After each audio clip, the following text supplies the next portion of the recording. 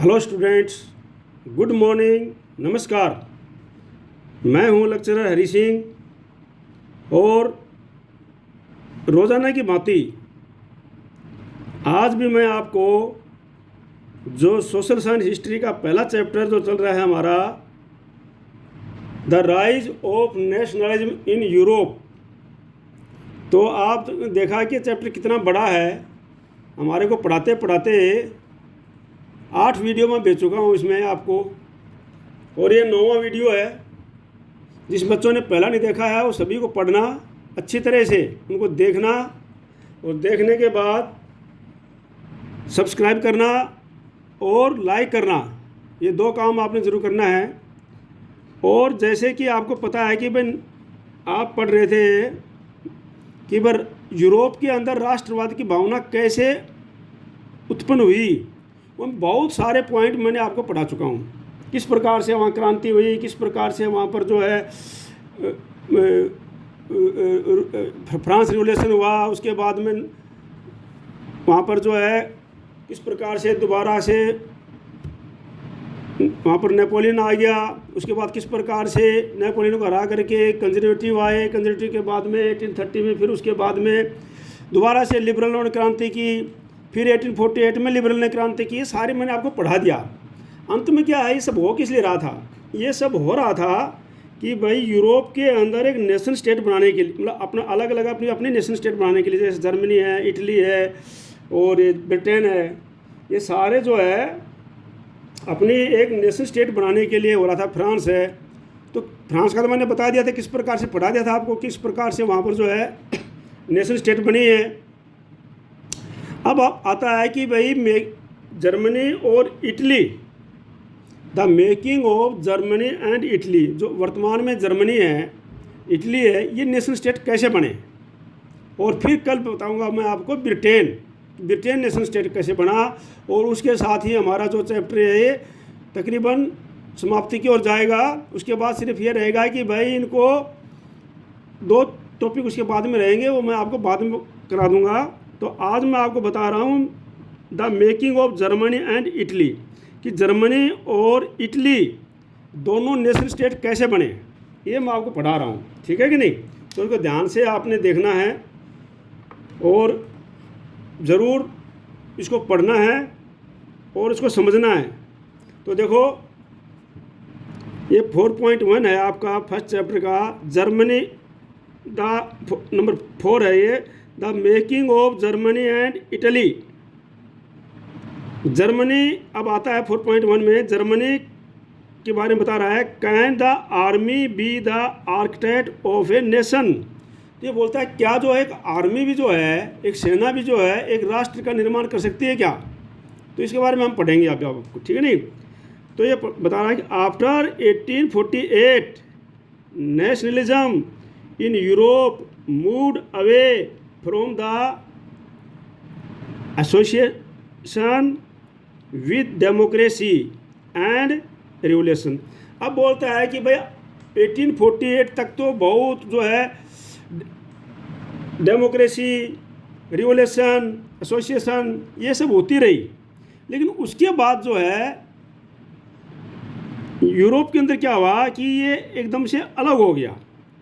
कैसे अलग हो गया? क्योंकि भाई जो वहाँ पर जो है जो कंजर्वेटिव थे, जो अपने मोनार्की में विश्वास करते थे, उन्होंने भी लोगों की नेशनलिस्ट की भावना को समझा और उसका फ़ायदा उठा करके उन्होंने भी राष्ट्र निर्माण में उसका फ़ायदा उठाया और राष्ट्र निर्माण किया। अब देखो, nationalist sentiments were often mobilised by the conservatives for processing state power and achieving political dominance over Europe. अब क्या है, जो नेशनलिस्ट की भावना थी, नेशनलिस्ट सेंटिमेंट्स जो भावना थी, उसका ये मोबिलाइज्ड हो गई कहाँ पर? कंजर्वेटिव की तरफ कि जो नेशनलिस्ट की भावना थी ये कंजर्वेटिव में भी आ गई। भाई कंजर्वेटिव में जो थे, जो कि मोनार्की सिस्टम में विश्वास रखते थे, और उन्होंने फॉर प्रमोटिंग स्टेट पावर, और स्टेट पावर के लिए उन्होंने इस भावना को, जो नेशनलिस्ट की भावना को, इसको अचीव किया उन्होंने। और किसके लिए? पॉलिटिकल डोमिनेंस के लिए, पूरे ओवर यूरोप, सारे यूरोप के अंदर। कहने का मतलब ये है कि भाई लोगों के अंदर जो है नेशनलिस्ट सेंटिमेंट्स आ गए थे, राष्ट्रवाद की भावना आ गई थी। अब जो भी राष्ट्र की भावना आ गई थी, उसके लिए जो रिवोल्यूशनरी हो रही थी, आंदोलन हो रहे थे डेमोक्रेटिक के लिए, लिबरल के लिए, तो ये भावना का फ़ायदा उठाया किसने? कंजर्वेटिव ने।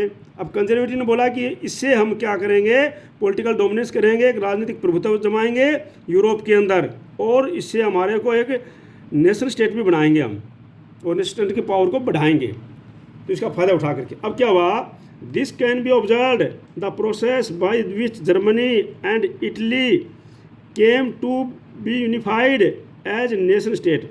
और इसको ध्यान में रखते हुए, इसी प्रक्रिया को ध्यान में रखते हुए जर्मनी और इटली में एक नेशन स्टेट बनने में ये काम का प्रक्रिया आई, और इसको ओके लाए गए, प्रक्रिया में लाए गए। मतलब वहाँ पर जो प्रक्रिया शुरू हो गई किस चीज़ की, जर्मनी और इटली में नेशन स्टेट बनने की। अब कैसे नेशनल स्टेट बनते हैं दोनों मैं आपको समझा रहा हूँ, अच्छी तरह समझ लेना, क्योंकि क्वेश्चन 100% आते हैं, या तो जर्मनी के ऊपर आ जाएगा, या इटली पर, या ब्रिटेन के ऊपर, या हो सकता है तीनों पर भी आ जाए। ठीक है ना, तो अच्छी तरह समझ लेना इसको। भाई जर्मनी जो है नेशन स्टेट कैसे बना, सबसे पहले आप इटली को छोड़ दो, ब्रिटेन को छोड़ दो, अभी जो मैं पढ़ा रहा हूँ ये पढ़ा रहा हूँ जर्मनी नेशन स्टेट कैसे बना। तो जैसे as you have seen nationalist feeling were widespread among middle class German who in 1848 tried to unite the different region of German Confederation into a nation state governed by an elected parliament।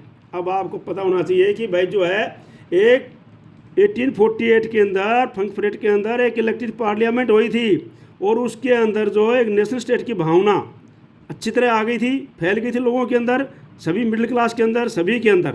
ठीक है नहीं, तो सब के अंदर क्या है, आपको पता है कि भाई nationalist feeling were wide spread फैल चुकी थी अमोंग मिडिल क्लास, जर्मन के अंदर मिडिल क्लास के अंदर। ये इन 1848 उन्होंने ट्राई किया था, क्या ट्राई किया था, tried to unite the different regions. और उन्होंने कोशिश किया था कि जो भिन्न भिन्न रीजन हैं, भिन्न भिन्न क्षेत्र हैं, अलग अलग राज्यों में जो जर्मनी बटी हुई है, और जर्मन कन्फेडरेशन बनाया जाए, एक संघ बनाया जाए उसका, हैं इन टू ए नेशन स्टेट, और वो एक नेशन स्टेट के रूप में हो, governed by the elected parliament, और उसके ऊपर शासन किसका किया जाए, इलेक्टेड पार्लियामेंट का शासन हो। ये 1848 के रिवॉल्यूशन के अंदर आप पढ़ चुके हैं, अच्छी तरह से मैंने पढ़ाया है। अगर आपने नहीं पढ़ा है तो वीडियो आप पीछे वाला देख लेना, ठीक है नहीं। This liberal initiative to a nation building was however represented by the combined force of the monarchy and the military supported the large landowners called junkers। हालांकि जो है ये जो लिबरल इनिशिएटिव था, जो नेशनल बिल्डिंग का था, ये जो है अब कौन करने लगे, इसको रिप्रेजेंट करने लगे, कौन, combined forces of the monarchy. जो राजाओं को, राजा जो कंबाइंड फोर्सेस थी, उनकी सेना थी, वो इसको लीड करने लग गई, एंड मिलिट्री, और supported by the large land owner, और जो लैंड ओनर्स थे उनको जंकर्स कहते हैं, लैंड ओनर्स को क्या कहते हैं, जंकर्स कहते हैं, वो भी इसको सपोर्ट करने लग गए। अब कहने का तात्पर्य ये है कि भाई जो ये नेशनल बिल्डिंग की भावना थी, नेशनल बिल्डिंग का जो विचार चल रहे थे, इसको अब जो है कंबाइंड रूप से मोनार्क और सेना और मिलिट्री और इनको लैंड ओनर्स में सपोर्ट किया कि भाई ठीक है, हम जो है अभी एक जर्मनी को इकट्ठा करेंगे पर्शिया के अंदर। किसके अंदर, पर्शिया के अधीन। क्यों, पर्शिया जो है, मैं आपको मैप दिखा रहा हूँ, देखो क्या है, पर्शिया जो है ना, ये है उस समय का मैप। तो ये आप पर्सा जो देखो, पर्शिया मतलब पर्सा, इंग्लिश में इसको पर्शिया बोलते हैं, जैसे रूस को हिंदी में रूस बोलते हैं, वैसे रूस कंट्री है, और इंग्लिश में रशिया बोलते हैं। तो इसी प्रकार से इसको पर्शिया है, मतलब पर्सा है ये। तो ये देखो कितना बड़ा कंट्री था ये, पर्सा था। ये जो पर्सा था ये इतना बड़ा कंट्री है, और उसके बाद में जो है इनको, इसके छोटे छोटे जो प्रांत हैं, इनको उन्होंने औरों ने दबा भी रखा है, और वो अलग अलग राजाओं के अधीन है। तो ये चाहते हैं कि सारा का सारा एक हो जाए। तो किस प्रकार से किया इन्होंने, ये पर्सा के अधीन वो यूनिफिकेशन किया, तो मैं आपको समझा रहा हूँ अभी, देखो अभी। अब क्या है, जर्मन कन्फेडरेशन जो संघ था, ये हुआ था उसके में, हाँ, जो कंबाइंड फोर्सेस ने इसको मदद किया, और उसके अंदर लैंड ओनर्स थे उन्होंने, और राजाओं ने सब मिल कर के इसको एक प्रशा के अधीन जो है उसको चलाया गया, ठीक है नहीं। अब क्या है देखो आगे क्या भाई, फ्रॉम देन, उस समय से लेकर के Persia took on the leadership of the movement for nation unification. अब जो है इसको जर्मनी को एक नेशन बनाने के लिए, जर्मनी को एक राष्ट्र के रूप में इकट्ठा करने के लिए सारे की सारी जिम्मेवारी किसने ले लिया, पर्सा ने ले लिया। पर्सा ने ले ली कि भाई सारी की सारी जिम्मेवारी जो पर्सा ने ली, क्योंकि पर्सा जो एक बहुत बड़ा स्टेट था उस समय, ठीक है नहीं, तो उसने ले ली, ज़्यादा इलाका पर्सा का था। अब पर्सा में कौन थे देखो ध्यान से सुनना भी।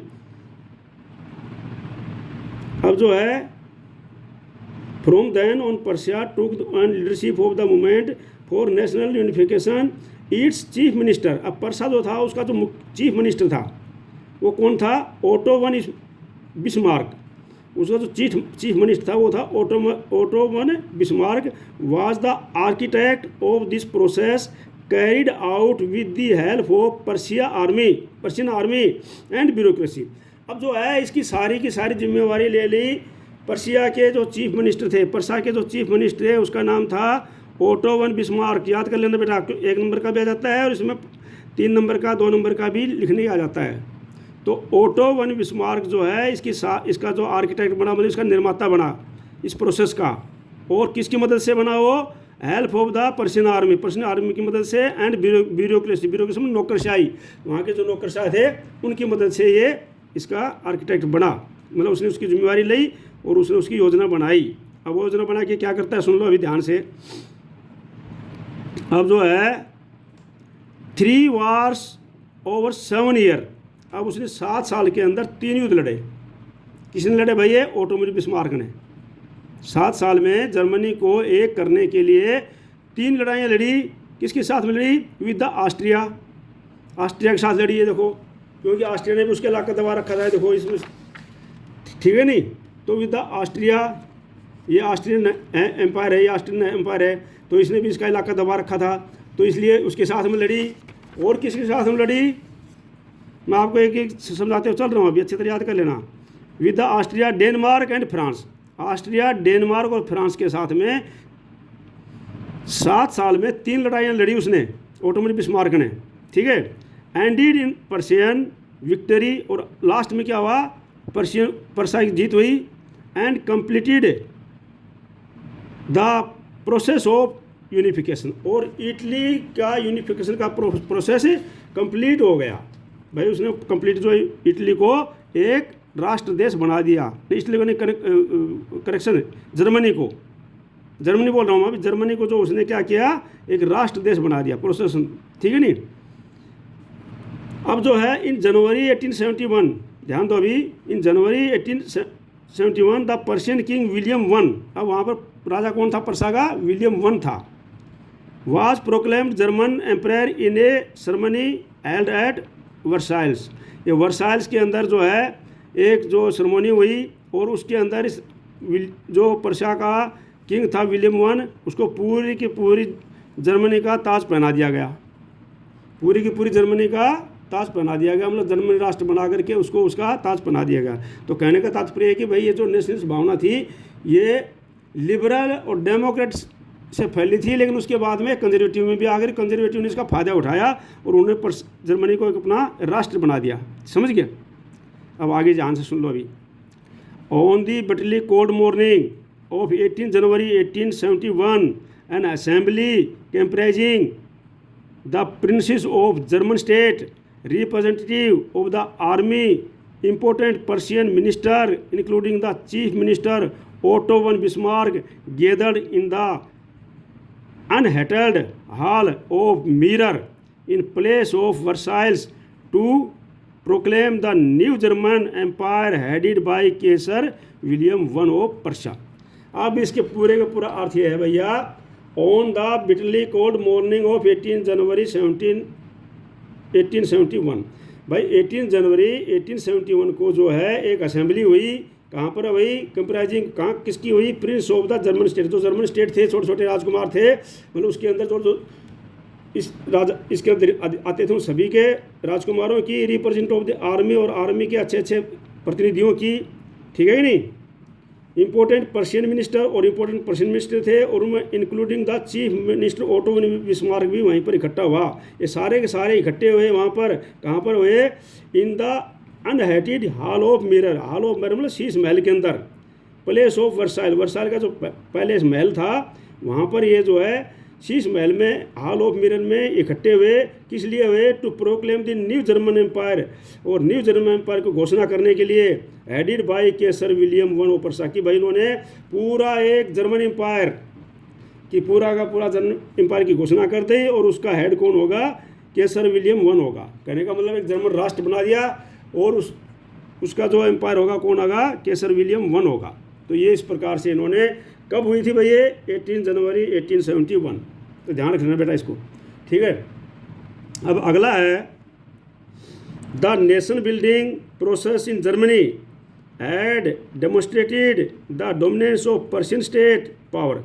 अब जो है दो नेशन बिल्डिंग बनी, मतलब नेशन बिल्डिंग राष्ट्रीय संघ जो बना, राष्ट्रीय संघ बना, जो राष्ट्र बना, जो एक नेशन बना, उसकी प्रक्रिया में जर्मनी के जो डेमोन्स्ट्रेटेड थे, जो प्रदर्शन था, उसमें किसका था डोमिनेंस था, किसका प्रभुत्व, किसका था, पर्शियन स्टेट पावर का प्रभुत्व था। उसी के अंदर जो है पर्शियन स्टेट पावर थी, उसी का प्रभुत्व आ गया, और उसी प्रक्रिया में उनकी बहुत बड़ी भूमिका थी।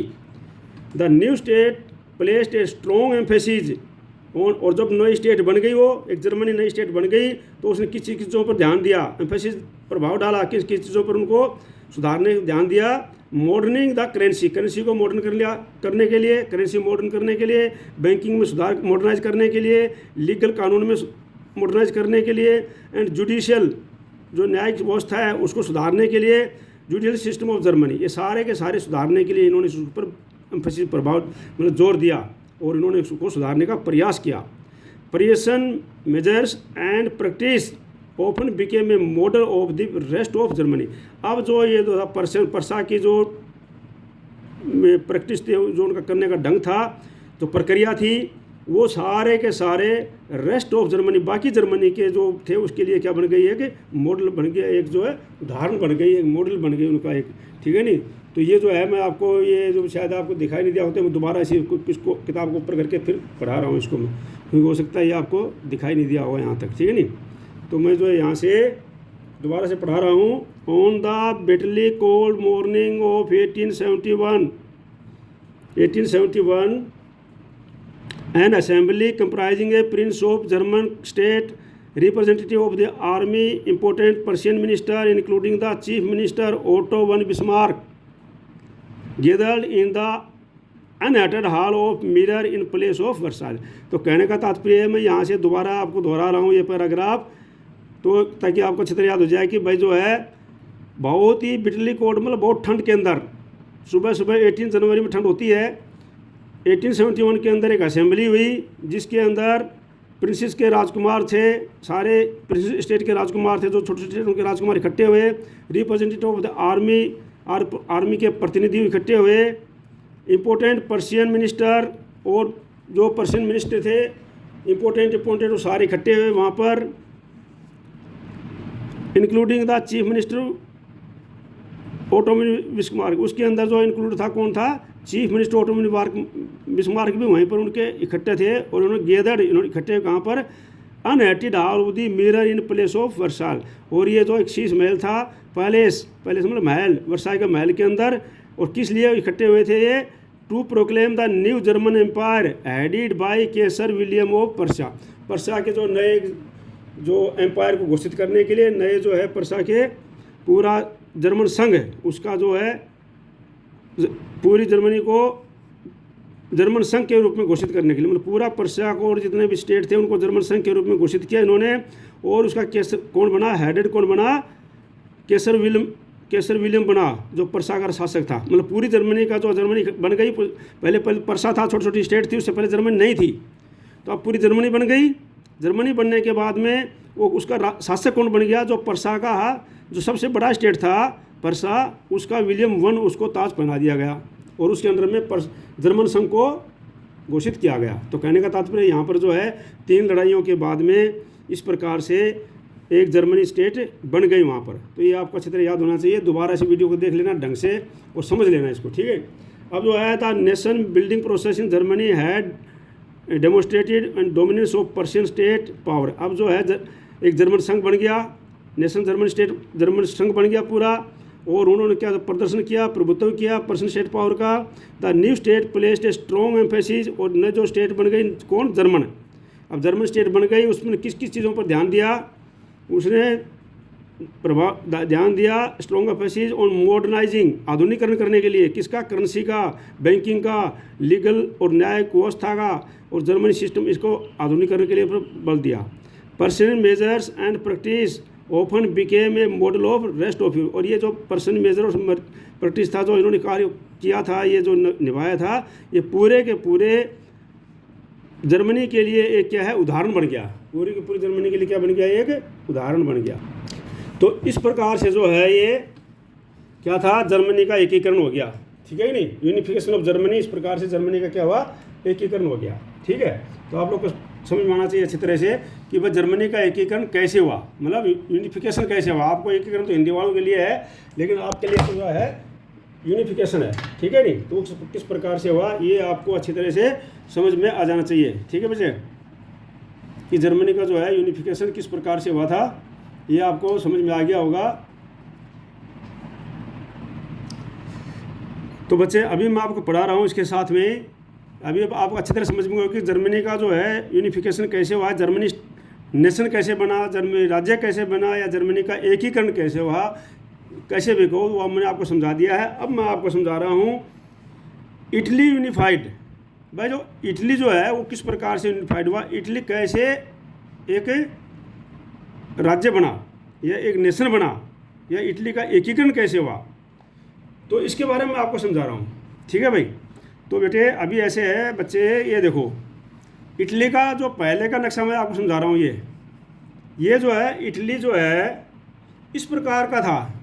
जब उसका यूनिफिकेशन नहीं हुआ था तो इटली जो है पूरा का पूरा कितने 7 स्टेट्स के अंदर बटा हुआ था, ये आपको दिखाई दे रहे हैं। देखो इस प्रकार से इटली जो है 7 स्टेट के अंदर बटा हुआ था।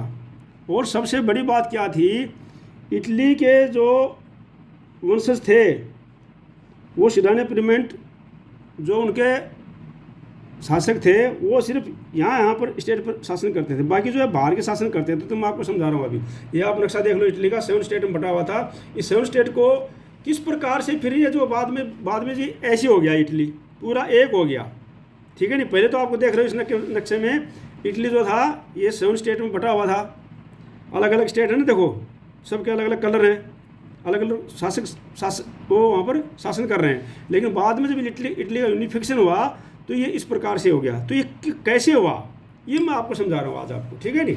इसको आपको अच्छी तरह समझ लेना। क्वेश्चन आता है इटली यूनिफाइड कैसे हुई, इटली का तो जो है एक नेशन कैसे बना, कैसे भी आए, तो ये आपको मैं अच्छी तरह से समझा रहा हूँ, ठीक है नहीं। तो अब ध्यान दो, अभी ये आपका 4.2 उसी का जो है 4.2 है, और ये मैं आपको समझा रहा हूँ, समझ लेना। देखो अभी बोलता है इटली यूनिफाइड, इटली का यूनिफिकेशन कैसे हुआ, तो बोलता है like Germany Italy to had a long history of political fragmentation. तो बोलता है कि जैसे जर्मनी की भांति, जैसे पता है ना कि जर्मनी में भाई छोटे छोटे स्टेट में बटा हुआ था, इसी प्रकार से इटली की भी एक बहुत बड़ी लंबी हिस्ट्री है जो कि पॉलिटिकल फ्रेगमेंटेशन, मतलब जो है राजनीतिक जो है उसके अंदर विखंडन था, मतलब उसके अंदर अलग अलग छोटे छोटे टुकड़ों में बटा हुआ था इटली, और ऊपर अलग अलग जो राजा राज्य करते थे, ठीक है। इसका सब सिंपल भाषा में, आप बाकी इंग्लिश में तो आपने याद करना ही है, उसका पॉलिटिकल फ्रेगमेंटेशन याद कर लेना आपने। तो जो है Italians were scattered over several dynastic state as well as the multinational Habsburg Empire। अब क्या था कि इटली जो है ना वो बिखरा पड़ा था, जैसे मैंने आपको बताया ना 7 स्टेट में बिखरा पड़ा हुआ है। तो ये इटली जो है फैला हुआ था, और इस पे अनेकों जो राज करते थे, ठीक है नहीं, अनेकों जो राजा राज करते थे वो अनेक वंश के राजा राज करते थे, as well as the multinational, और मल्टीनेशनल के रूप में जैसे हब्सबर्ग एम्पायर था उसके अधीन भी कुछ लोग राज्य करते थे, ठीक है नहीं।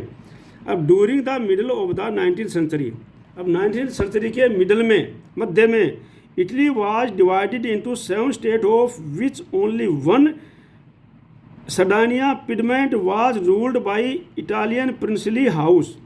जो भाई मैंने आपको बताया कि middle of the 19th century में इटली इस प्रकार से 7 स्टेट में बचा हुआ था, जो उनका इटालियन जो प्रिंसली हाउस था, मतलब इटालियन जो राजघराना था, उसका सिर्फ जो है यहाँ पर सर्डानिया के अंदर शासन था, बाकी जो सारे के सारे जो थे ये दूसरे राजा राज कर रहे थे, ठीक है नहीं। तो कहने का तात्पर्य जो इटली का राजघराना था वो सिर्फ यही था, लेकिन इनको कब्जा करके कौन कौन शासन कर रहे थे, अलग अलग शासन कर रहे थे। तो ये किस प्रकार से उन्होंने इकट्ठा किया ये आपको समझाया जाएगा अभी, ठीक है। अब क्या है कि अब north was under the Austrian Habsburg, अब नॉर्थ जो था, ये नॉर्थ इलाका था, ये किसके था, अंडर द ऑस्ट्रियन हब्सबर्ग के था। और जो सेंटर था, north was under the Austrian Habsburg, मैंने आपको समझा दिया, बार बार नहीं दिखाऊंगा, अगर आप लाइनों को समझ लेना, लाइन बाय लाइन, एनसीईआरटी की बुक से, ठीक है नहीं। तो the north was under Austrian Habsburg, the centre was ruled by the Pope, जो सेंटर के अंदर क्या है, पोप का शासन था। And southern region were under the domination of Bourbon king, और जो सदर्न रीजन थे वो किसके अंडर में थे, बोर्बन किंग के अंडर में, ठीक है नहीं। इस प्रकार से ये अलग अलग बटा हुआ था। Even the Italian language had not acquired one common forum and still had money regional and local variables, यहाँ तक कि जो वहाँ पर क्या थी, इटालियन लैंग्वेज भी एक कॉमन भाषा में नहीं बोली जाती थी, बल्कि क्या होता था वहाँ पर अलग अलग क्षेत्रीय भाषाएं बोली जाती थी, ठीक है नहीं, अलग अलग क्षेत्रीय भाषाएं वहाँ पर बोली जाती थी, ठीक है। तो ये आपने हो गया, यहाँ से मैंने पढ़ा दिया। The north was under the Austrian Habsburg, the centre was ruled by the Pope, जो नॉर्थ था वो ऑस्ट्रियन हब्सबर्ग के अंदर था, सेंटर था वो पोप के अधीन था, और सदर्न था वो किसके अधीन था, domination of the Bourbon king के अधीन था, स्पेन के राजा था बोर्बन किंग, उसके अधीन था वो। Even the Italian language had not acquired one common forum and still had money regional and local variation, और क्या है वहाँ पर बहुत सी भाषाएं थी, क्षेत्रीय भाषाएं थी, और उनमें काफ़ी अंतर था। इस प्रकार से इटली वहाँ पर था। अब क्या है, ड्यूरिंग द 1830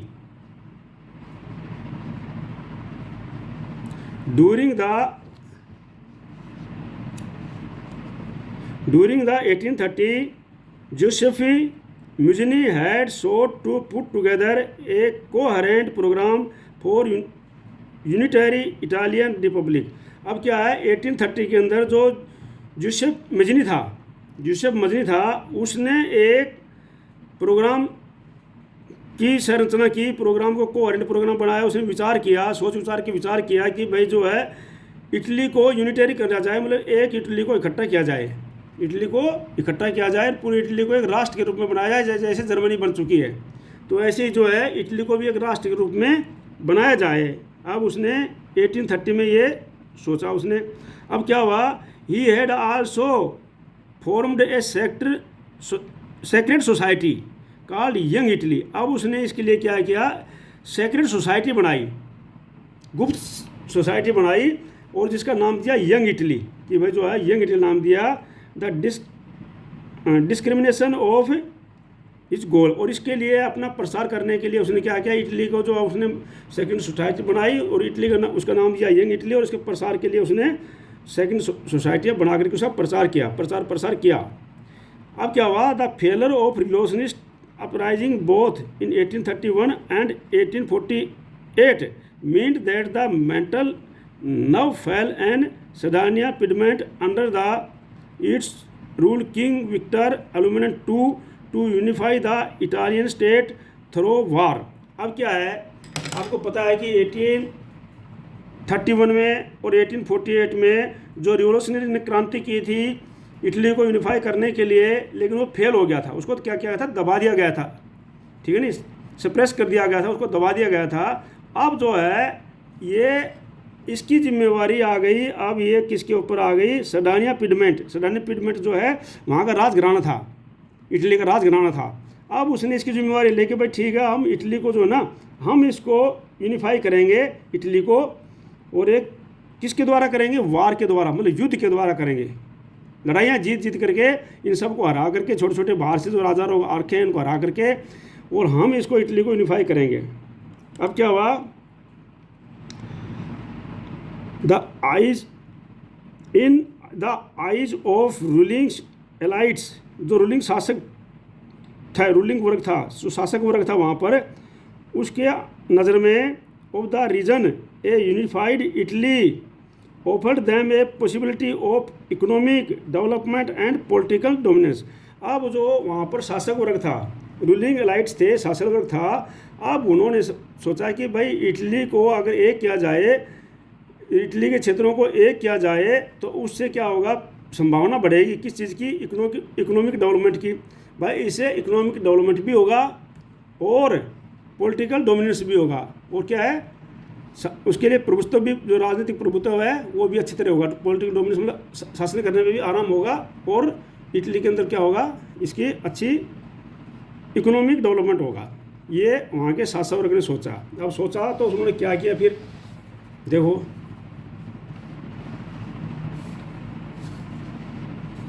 अब क्या है, chief minister Cavour who led the movement to unify the region of Italy was neither a revolutionary nor a democratic. अब जो है वहाँ का जो एक चीफ मिनिस्टर था काबूर, अब यह आंदोलन की जिम्मेवारी उसने ली, यूनिफाई करने की जिम्मेवारी उसको मिल गई, और वो ना तो ये क्षेत्र को जिम्मेवारी करने की जिम्मेवारी, जो इटली को यूनिफाई करने की जिम्मेवारी उसको मिल गई, उसने ले लिया अपने ऊपर, और वो ना तो जो रिवोल्यूशनरी था, ना तो कभी क्रांतिकारी था, ना ही वो डेमोक्रेटिक था, ठीक है नहीं, बल्कि क्या था वो कंजर्वेटिव था, लेकिन उसने जो है जिम्मेवारी ले ली। Like many other wealthy and educated member of the Italian elite he spoke French and much better than the he did Italian. अब जो है दूसरे जो लोग थे, जो धनी लोग थे, वेल्दी लोग थे, एजुकेटेड लोग थे इटालियन के, जो क्या बोलते थे, इटालियन भाषा नहीं बोलते थे, क्या बोलते थे, फ्रेंच भाषा बोलते थे। तो ही स्पोक फ्रेंच, वो भी फ्रेंच बोलता था, much better than he did Italian, Italians की अपेक्षा वो भी क्या था, जो चीफ मिनिस्टर काबूर था वो भी फ्रेंच ही बोलता था। Through a tactful diplomatic alliance with France engineered by Cavour, Sardinia Piedmont succeeded in defeating the Austrian force in 1859। तो क्या हुआ, अब वो फ्रेंच बोलता था अच्छी तरह से, अब उसने क्या है, फ्रांस के साथ में एक संधि कर ली, क्या कर लिया, अलायंस संधि, किसके साथ में की उसने, डिप्लोमेटिक संधि की, टैक्टफुल, बहुत ही टैक्टफुल ढंग से, टैक्टफुल मतलब बहुत ही काबिल ढंग से उसने क्या किया है कि डिप्लोमेटिक ढंग से जो उसने क्या किया है कि संधि कर दी उसने, कूटनीतिक ढंग से, जिसको बोलते हैं हिंदी में इसको कूटनीतिक शब्द होता है, तो डिप्लोमेटिक ढंग से उसने क्या एक संधि की, अलायंस किया उसने, किसके साथ में, फ्रांस के साथ में। और उसने क्या किया, by Cavour Sardinia Piedmont succeed in the defeating of the Austrian force, और जो ऑस्ट्रियन फोर्स थी, ऑस्ट्रियन जो फोर्सेस थी उनको हराने में वो कामयाब हो गया, मतलब ऑस्ट्रियन फोर्सेस को उसने हरा दिया। ऑस्ट्रियन जो उसके इलाकों को कब्जा किया हुआ था, जो कुछ इलाकों को उनको हरा दिया वो वार के अंदर, ठीक है नहीं। ये कौन, किसने हराया, चीफ मिनिस्टर काबूर ने। कैसे हराया, फ्रांस के साथ संधि करके, ठीक है, इस प्रकार फ्रांस के साथ उसने संधि करके उनको हरा दिया, अलायंस करके। अब क्या होता है देखो, अब ये कैसे हराया था इसने, अपार्ट फ्रॉम रेगुलर ट्रूप्स, जो उसके रेगुलर सेना थी, फौज थी, उसके अलावा जो उसकी रेगुलर सेना थी उसके अलावा a large number of armed volunteers under the leadership of Giuseppe Garibaldi, ठीक है, जोसेफी जो गैरीबडी ज्वाइंड द फ्रे। अब क्या किया, अब इसने हराया, और तो इसकी रेगुलर सेना के अलावा एक जो जोसेफी गैरीबडी था उसके साथ में बहुत से वॉलंटियर हो गए, जो हथियार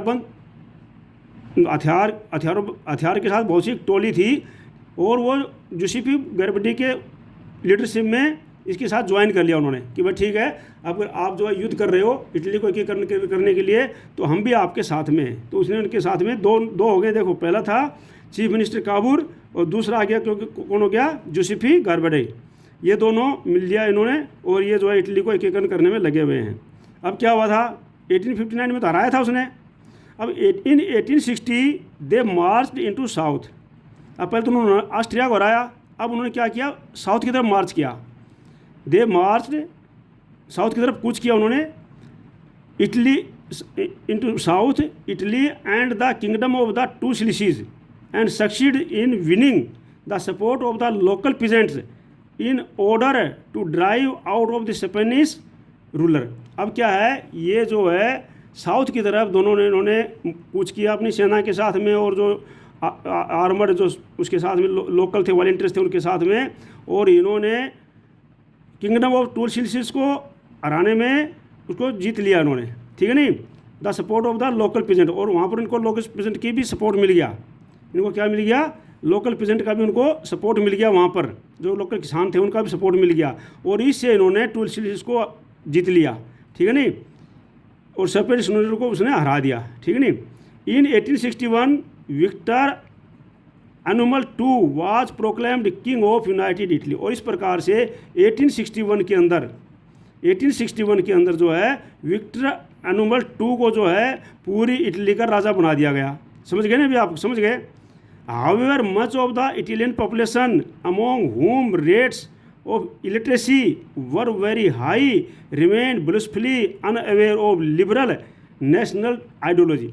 हाँ, यहाँ तक कि जो है हाउएवर फिर भी क्या थे, बहुत सारे लोग, मच ऑफ इटालियन पॉपुलेशन, जो इटालियन पॉपुलेशन थी जो कि होम रेट ऑफ इलिटरेसी, जिनके अंदर बहुत अशिक्षित थी, वो बहुत क्या थे, अशिक्षित थे, वेरी हाई। और उन्होंने को ये भी पता नहीं था कि लिबरल क्या होता है, स्वतंत्रता क्या होती है, और नेशनल आइडियोलॉजी क्या होती है। लेकिन उन्होंने क्या है, इनका साथ दिया। और किस लिए साथ दिया उन्होंने, वो क्या सोचते थे किसान, वो किसान सोचते थे the peasants masses who had supported Garibaldi in southern Italy had never heard of Italia. अब उन्होंने जो किसान थे जो सदर्न इटली के अंदर इनकी सपोर्ट किया था, उन्होंने इटालिया शब्द को भी नहीं सुना था कभी कि इटालिया क्या होती है। एंड बिलीव्ड, और वो क्या विश्वास कर रहे थे, किस लिए लड़ रहे हैं, दैट ला तालिया, कि वो ला तालिया जो है वाज विक्टर एलुमिनस वाइफ। बोलता है वो लड़ रहे थे कि भी विक्टर एलुमिन की जो वाइफ है उसका नाम है ला तालिया, और उसके लिए वो जो है लड़ाई कर रहे हैं। बस उनको इतना पता था। तो अभी आप जो है ये इटली का एकीकरण भी समझ गए होंगे अच्छी तरह से, किस प्रकार से यूनिफाइड हुआ था, कौन कौन उसमें मिले थे, ठीक है। तो ये मैं आपको अच्छी तरह समझा दिया भाई। जर्मनी का एकीकरण समझा दिया था, इटली का एकीकरण जो है मैंने बता दिया कि इस प्रकार से 7 स्टेट में बटे हुए थे। सिर्फ एक जो सडन पिडमेंट जो था उनका राजघराना था।